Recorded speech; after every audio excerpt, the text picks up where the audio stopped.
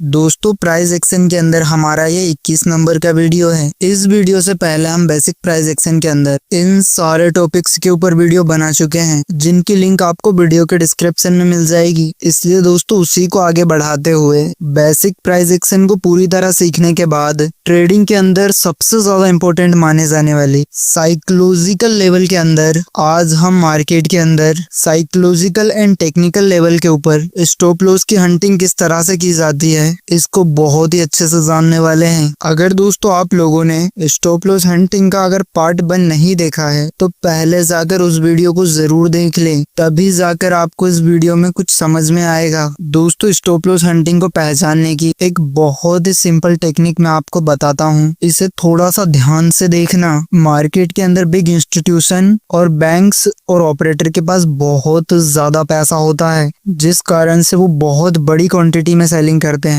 अब इतनी बड़ी क्वांटिटी में सेलिंग करने के लिए उनको बड़ी लिक्विडिटी चाहिए होती है, और मार्केट में लिक्विडिटी बनाने के लिए उतनी ही बड़ी संख्या में रिटेल ट्रेडर के बाइंग ऑर्डर चाहिए होते हैं। अब ये रिटेल ट्रेडर मार्केट के अंदर कब आते हैं? जब मार्केट ऊपर नीचे या फिर ट्रेंड में होता है, जिसलिए ऑपरेटरों के द्वारा मार्केट के अंदर फेक मूव को जनरेट करते हुए मार्केट के अंदर वोलेटिलिटी जनरेट की जाती है, जिस कारण मार्केट एक जगह से दूसरी जगह पर बहुत तेजी से चली जाती है। इस चीज को देखकर रिटेल ट्रेडर प्रॉफिट बनाने के लिए हजारों और लाखों की संख्या में मार्केट के अंदर आ जाते हैं और बाइंग में ऑर्डर लगा देते हैं, जिस कारण मार्केट के अंदर लिक्विडिटी बढ़ जाती है। और फिर ऑपरेटर के सेलिंग ऑर्डर मार्केट में एग्जीक्यूट होने की वजह से वो लोग यहाँ से प्रॉफिट बनाते हैं। इसका मतलब है कि आपको स्टॉप लॉस की हंटिंग से बचने के लिए मार्केट के अंदर लिक्विडिटी एरिया को पहचानते आना चाहिए। तो दोस्तों इसको कैसे ढूंढा जाता है, चलो इसको थोड़ा सा जानते हैं। ये दोस्तों एक प्रकार से रियल मार्केट का चार्ट है। इस चार्ट को देखकर थोड़े टाइम के लिए क्या आप सेलर की तरह सोचते हुए बता सकते हैं कि सबसे ज्यादा लिक्विडिटी यहाँ पर किस जगह पर मौजूद है? दोस्तों यहाँ पर आप बिल्कुल ध्यान से जरूर देखें, क्योंकि इसको ढूंढना काफी आसान है। मार्केट के अंदर लिक्विडिटी एरिया का अर्थ होता है कि किस जगह पर सबसे ज्यादा बाय और सेल ऑर्डर्स लगाए गए हैं। अब इस चार्ट के अंदर प्राइस जब सबसे पहले इस पॉइंट से नीचे जाने की कोशिश करती है, तब बहुत सारे रिटेल ट्रेडर सेल ट्रेड के अंदर एंट्री करते टाइम यहाँ पर ऊपर के साइड अपने स्टॉप लॉस लगाते हैं। अब दूसरी बार मार्केट यहाँ से थोड़ा ऊपर जाने के बाद जब फिर से नीचे जाने की कोशिश करती है, तब यहाँ पर भी नए रिटेल ट्रेडर जिन लोगों को इस पॉइंट के ऊपर एंट्री लेने का मौका नहीं मिला, वो यहाँ पर सेल ट्रेड में एंट्री करते हुए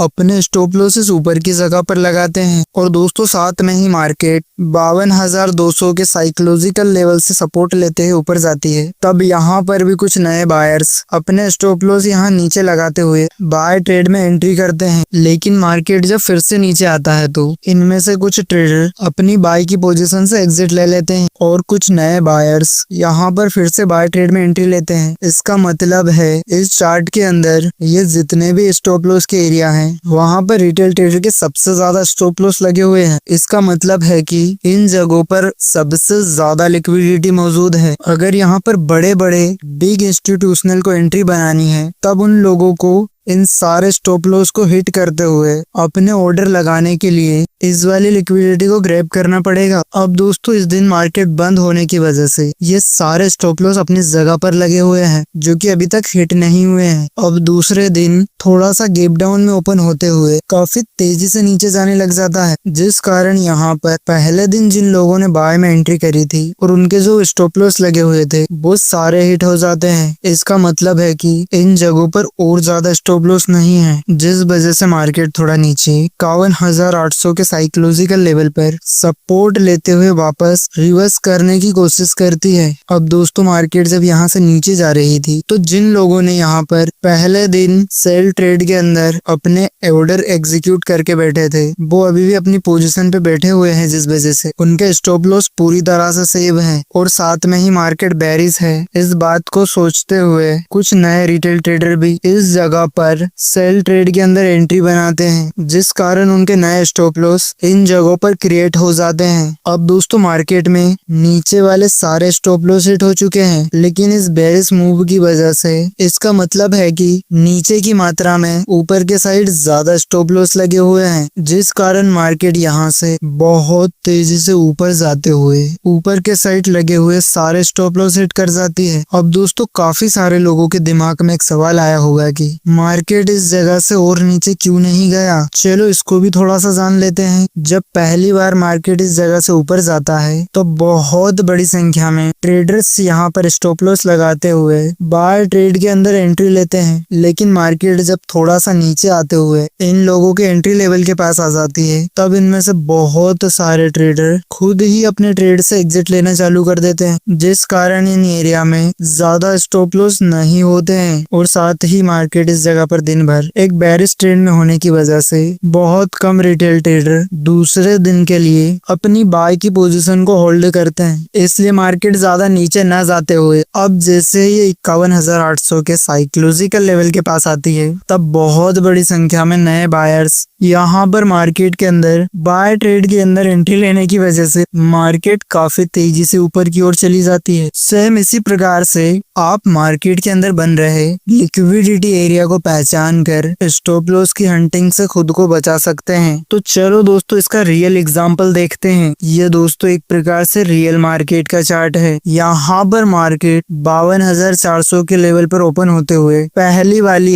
एक ही कैंडल के साथ बहुत ही तेज बुलिश मूव लेते हुए लगभग 52,600 के लेवल को टच कर जाती है और पूरे दिन इसी लेवल के आसपास ट्रेड करती रहती है। और साथ में ही अगर आप नोटिस करते हैं तो मार्केट 52,500 के लेवल से ऊपर ही क्लोजिंग देने की कोशिश करता है। अब यहाँ पर जब दिन की शुरुआत होती है तो मार्केट एक बड़ी सी बुलिश कैंडल जनरेट करती है और दिन भर इसी कैंडल के हाई के पास ट्रेड करती है। इसका मतलब आज के पूरे दिन मार्केट के अंदर एक प्रकार से बुलिश सेंटीमेंट बना हुआ है, क्योंकि मार्केट ने 52,500 के इस वाले साइकोलॉजिकल लेवल के ऊपर ही क्लोजिंग दी है। इसका यह मतलब है कि मार्केट यहाँ पर 52,500 से ऊपर ही ट्रेड कर रही है, जिस कारण से मार्केट जरूर ऊपर जाएगा। ऐसा सोचते हुए बहुत सारे रिटेल ट्रेडर इस वाले साइकोलॉजिकल लेवल के नीचे अपना स्टॉप लॉस लगाते हुए यहाँ पर बाय ट्रेड में एंट्री लेकर बैठे होंगे। अब दोस्तों मार्केट ने पूरे दिन भर इस लेवल को नीचे ब्रेक नहीं दिया है, तो उनके हिसाब से आज नहीं तो कल मार्केट के अंदर एक स्ट्रॉन्ग सा बुलिश मूव जरूर आएगा।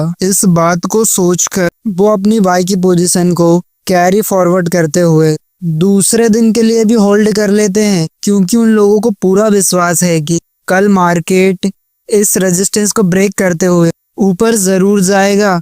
और साथ में ही बार बार मार्केट ने इस रेजिस्टेंस को टच किया है और मार्केट वापस नीचे आया है। इस बात को सोचते हुए बहुत सारे ट्रेडर्स ने इस रेजिस्टेंस के ऊपर अपना स्टॉप लॉस लगाते हुए सेल ट्रेड के अंदर एंट्री ली होगी। अब दोस्तों मार्केट में दोनों तरफ रिटेल ट्रेडर्स के काफी सारे स्टॉप लॉस लगे हुए हैं, जो कि अभी तक हिट नहीं हुए हैं। अब दोस्तों दूसरे दिन मार्केट थोड़ा सा गैप डाउन ओपन होते हुए पहले दिन की तरह ही एक बहुत बड़ी कैंडल जनरेट करता है, लेकिन मार्केट बहुत तेजी से नीचे चला जाता है, जिससे इस जगह पर रिटेल बायर के जो स्टॉप लॉस लगे हुए हैं वो बहुत तेजी से हिट हो जाते हैं, जिस कारण उन लोगों को अपनी पोजीशन से एग्जिट लेने का मौका भी नहीं मिलता है। अगर आप इस कैंडल के साइज को देख रहे हो तो ये वाली कैंडल लगभग 300 पॉइंट से ऊपर की बनी हुई है। अब दोस्तों मार्केट के अंदर से बायर्स के सारे स्टॉप लॉस खत्म हो चुके हैं, लेकिन जिन भी ट्रेडर्स ने अगले दिन इस जगह पर सेल ट्रेड के अंदर एंट्री बनाई थी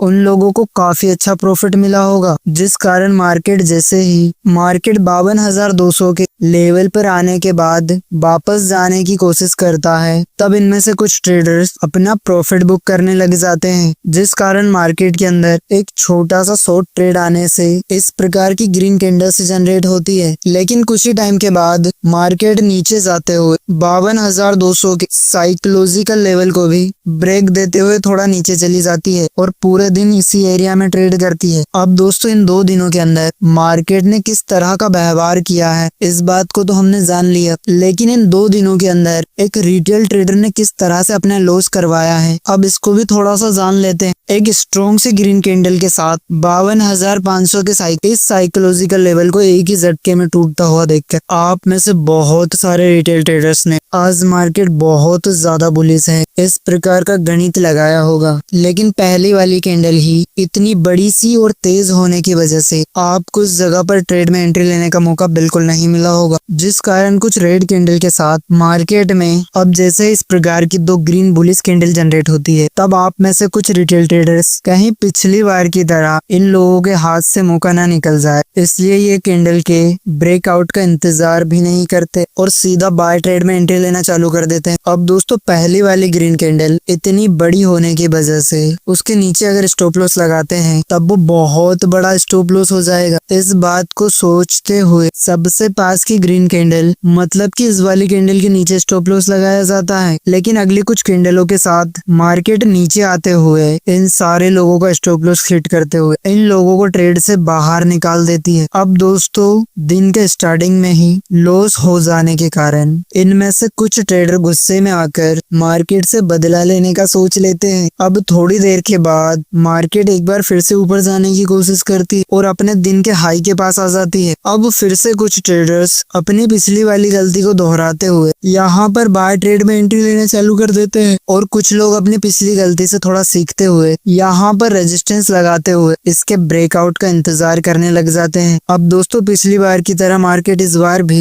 55,200 के साइकोलॉजिकल लेवल से ऊपर ट्रेड करती है। अब थोड़ी देर के बाद मार्केट जैसे ही इस रेजिस्टेंस को ब्रेक देता है तब सारे ट्रेडर्स इस कैंडल की लो के नीचे स्टॉप लॉस लगाते हुए बाय ट्रेड में एंट्री लेने के लिए कूद जाते हैं, लेकिन इस बार भी मार्केट नीचे आते हुए उनके स्टॉप लॉस हिट कर जाती है, जिस कारण उन लोगों को दूसरी बार भी लॉस झेलना पड़ता है। अब लॉन्ग ट्रेड में 2 बार एंट्री करने के बाद दोनों ही बार लॉस होने से इस लॉस को सेम उसी दिन रिकवर करने के चक्कर में अब कुछ रिटेल ट्रेडर जिन लोगों को रिस्क मैनेजमेंट की दूर दूर तक कुछ भी समझ नहीं होती वो और ज्यादा मार्केट के अंदर ट्रेड की अपॉर्चुनिटीज को खोजने लग जाते हैं, जिससे वो लोग मार्केट के अंदर इस तरह की ट्रेड लाइन बनाते हुए मार्केट जैसे ही एक रेड कैंडल को 52,500 के साइकोलॉजिकल लेवल के नीचे क्लोज देता है तब इस कैंडल के ऊपर कुछ रिटेल ट्रेडर इस जगह पर स्टॉप लॉस लगाते हुए सेल ट्रेड के अंदर एंट्री लेना चालू कर देते हैं। अब इस तरह की ट्रेड एंट्री को ट्रेडिंग की दुनिया में रिवेंज ट्रेडिंग कहा जाता है, क्योंकि इस जगह पर आप लोग एक ही गलती को बार बार करते हुए मार्केट में अपना लॉस करा रहे हो और मार्केट को बाद में अपने लॉस को रिकवर करने के लिए मार्केट से बदला लेने की भावना से इस तरह से बिना सोचे समझे